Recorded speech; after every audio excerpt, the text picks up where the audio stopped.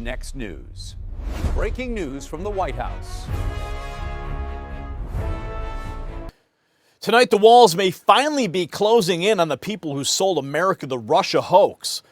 Tulsi Gabbard is pointing to newly declassified Durham appendix material and saying the quiet part out loud.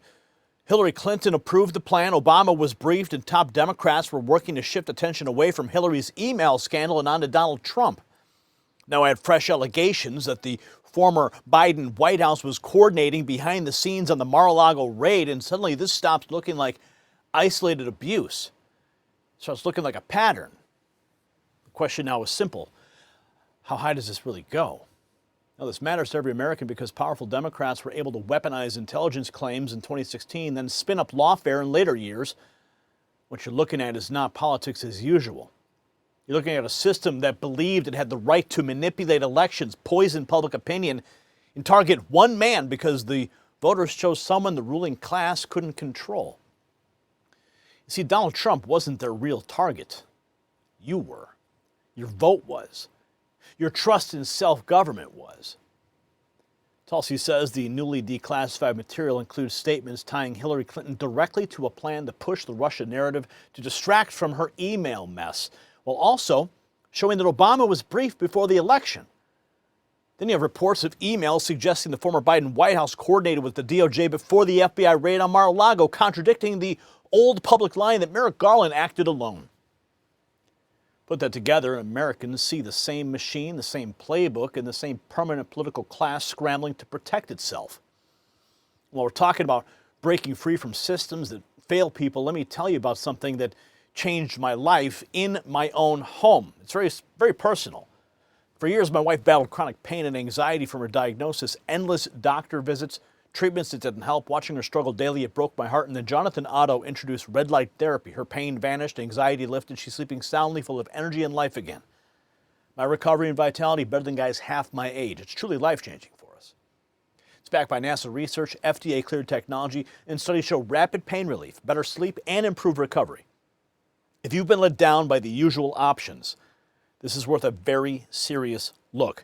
Go to myredlight.com and see what red light therapy can do for you. Use NNN25 for 25% off individual items or NNN30 for 30% off bundles. And keep your eyes open for my exclusive interview with Jonathan Otto this weekend. Now let's get back to the story that gets more explosive the deeper you dig. See, this is the twist the corporate media still doesn't want to touch. See, it's not just about what happened in 2016. It's about whether the same political network carried its methods forward for years.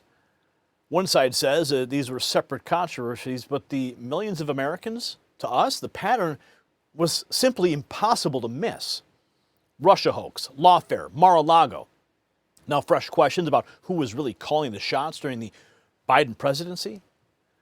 If that's true, then the scandal is bigger than any election, and it's about control.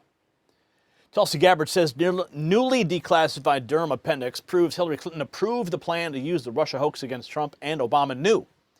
She says the Durham appendix includes direct evidence of efforts to sabotage Trump from the likes of the highest-ranking Democrats in the country. Buckle up. And yes, Obama was briefed on the whole thing. When people look at the newly declassified Durham appendix, you'll see a number of quite shocking statements in there coming from people like then DNC chairwoman Debbie Wasserman Schultz, talking about how, and I'm paraphrasing here, but Hillary Clinton's emails were deleted just in time. Statements like that, references towards some of Hillary Clinton's most senior advisors saying, hey, let's use the Russia play against Trump in order to diminish the attention that's going to Hillary Clinton's emails. And it actually points to statements about how Hillary herself approved one of these plans that was put forward again before her to heighten tensions around this Russia hoax, this alleged Russia collusion with Donald Trump, to draw attention away from her and away from the controversy that was surrounding her at that time. These documents also show that President Obama was briefed on this before the election. and how at that point in time, he talked about how he didn't want his legacy to be tainted by Hillary Clinton and her controversy, and claimed to want to stay out of it. Obviously, at a certain point, he made a different decision, but it really, again, starts to lay the groundwork for how we see at the highest levels of power in our country. Remember, Hillary Clinton was the Secretary of State. We see at the highest levels of power in our country how this narrative was very intentionally used, and some intelligence pointing to the use of foreign agents or assets to assist in this narrative that, again, was in essence executed to undermine President Trump's candidacy and to advance Hillary Clinton into the presidency. We were all victims. America was a victim. Trump was a victim. Our republic on the line. Tulsi laying out the Durham appendix in the case that Hillary signed off on the Russia smear while Obama was in the loop. Now the pattern gets even uglier. New emails point to White House coordination in the Mar-a-Lago raid, undercutting Merrick Garland's story. In a jaw-dropping revelation, new emails prove Attorney General Merrick Garland lied when he said the decision to raid Mar-a-Lago was his and his alone. The raid was in fact orchestrated and ordered by President Joe Biden's White House. Breaking tonight, a Fox News exclusive. We have new information that appears to directly contradict the Biden administration's insistence it had nothing to do with the Justice Department investigations into then former President Trump's alleged retention of classified material and the subsequent raid on his Mar-a-Lago home.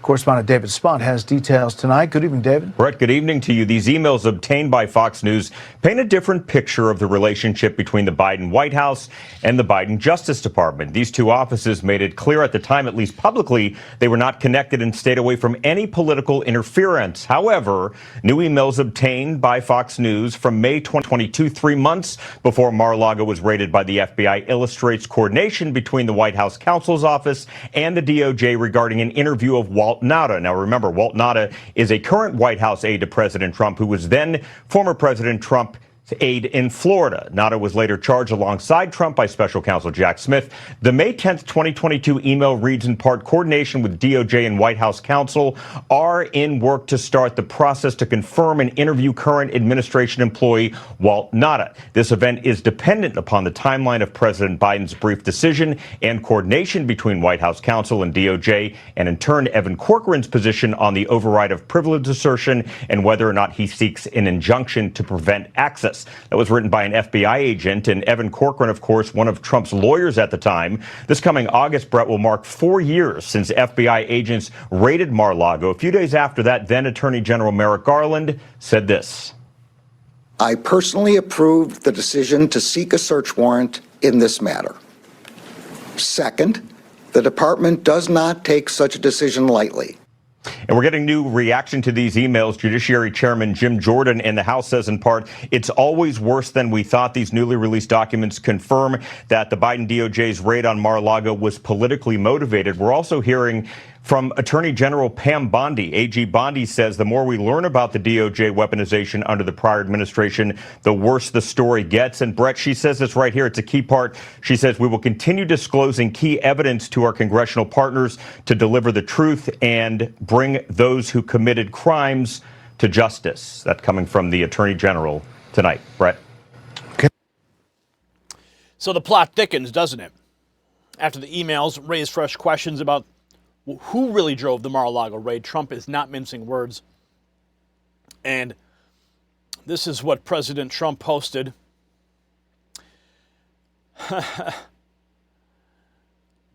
Direct and blunt. President Trump posts that former President Obama should be arrested for treason. Trump's call puts Obama front and center. Now the focus shifts to who was really running the government. Tulsi Gabbard said Biden was never calling the shots, and neither was Kamala. The deep state was Obama, Hillary, and Blinken were running a shadow government. They needed a figurehead they can control. The auto pen pardons now have to be rendered null and void. Epstein, Democratic strategist and former chief counsel for Democrats in the House Judiciary Committee. You've heard the tapes, Julian, and I believe I mispronounced your last name, and I apologize for that. You've heard the tapes. What's your reaction? Well, thanks for having me on, John. This is a scandal on top of a scandal. This just demonstrates not just the narcissism of the Bidens in trying to hold on to power, the systematic lies of the entire Democratic Party, but the collusion on the part of the news media that's now trying to make a buck and pat itself on the back by belatedly covering this story. When people wonder why populism is so strong in the United States right now and why there is such a rejection to the establishment, I mean, this is why. The establishment participated massively in a lie to the American people, for which there now be a reckoning, and there should be. Well, and the establishment includes many of your fellow Democrats. I want to play a montage of what people were saying back then about the president and his mental acuity. Listen. I don't deny that it was a bad debate performance. But that's different than whether or not the president is up to the job. He is strong. He is strong behind doors, and he's strong when he's in front of the camera. He is sharp, intensely probing. It is not a cover-up. I know that is the narrative that you all want. It is not. He has the judgment and the experience to do exactly what he has done in making very important decisions. Julian, you're pointing a finger at the media, and it deserves to be pointed. But at the same time, you know, if they are listening to their sources on Capitol Hill or in the White House, you know, those people are saying, look, the guy's great. He's in great shape. Well, John, this is the kind of thing you would expect to see in the old Soviet Union. The party en masse, all of the public officials knew Biden was not mentally competent for a second term, probably not even to finish the first term. And they were aware of that. There was extensive reporting on this in the Wall Street Journal, but they persisted in gaslighting the public. And so, yes, I think it is an indictment, certainly, of the news media, who had plenty of evidence and should have been covering this story more aggressively rather than after the election. But it's certainly also an indictment on the Democrats as well, which shows that they would go to no ends. And it hurts me to say this as a Democrat. They would go to all ends of the earth to hold on to power, even if it meant telling people that it was sunny outside when everyone could see it was raining. I mean, it was perfectly obvious in 2021 when Biden didn't understand what his generals' positions were on Afghanistan that the president wasn't mentally fit for the job. And so the lies, the gaslighting, when people knew it was just so plainly evident that Biden was not all there. Biden was not all there. Oh, we all know. We saw it, right? He couldn't find his way off a stage. I mean, all these stories point to something huge. And President Trump today declaring treason charges for Barack Obama. See, that brings us to the moment of truth. President Trump has posted that former President Obama should be arrested for treason. Yeah. That's not casual rhetoric. That's a declaration that the America First movement is done pretending these were harmless bureaucratic mistakes. If Tulsi Gabbard's right, that the declassified Durham appendix shows that Hillary approved the Russia hoax narrative and Obama was briefed before the election, then the central lie used to cripple Trump's first term was born at the highest level of Democrat power. If the Biden White House also helped drive the Mar-a-Lago operation, and this wasn't random misconduct. It was an organized campaign of political weaponization against Trump and the voters who sent him to Washington. So the big takeaway tonight is very simple. Americans were told these scandals were disconnected, accidental, and above politics. More and more, that story is collapsing. What we're seeing instead is an entrenched ruling class that treated President Trump like a threat to be neutralized, not a duly elected leader to be challenged honestly. But here's the good news. You see, Trump's back in the White House. Republicans control Congress. Declassification is moving, and the panic on the left is getting harder to hide. Accountability is no longer a slogan. It's becoming a demand. So I want to hear from you. Yes or no?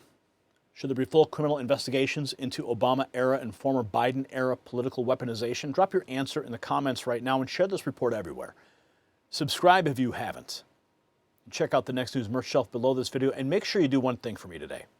Text raw feed to 844-840-4963. That's the number you see on the screen. That's how you beat the algorithm and get direct updates sent straight to your phone from me. Stay bold, my friends. Stay loud. And keep fighting for the truth. The system controls information. Information control is power. I want you to see this. The truth only survives together. They don't want this shared. Share this now.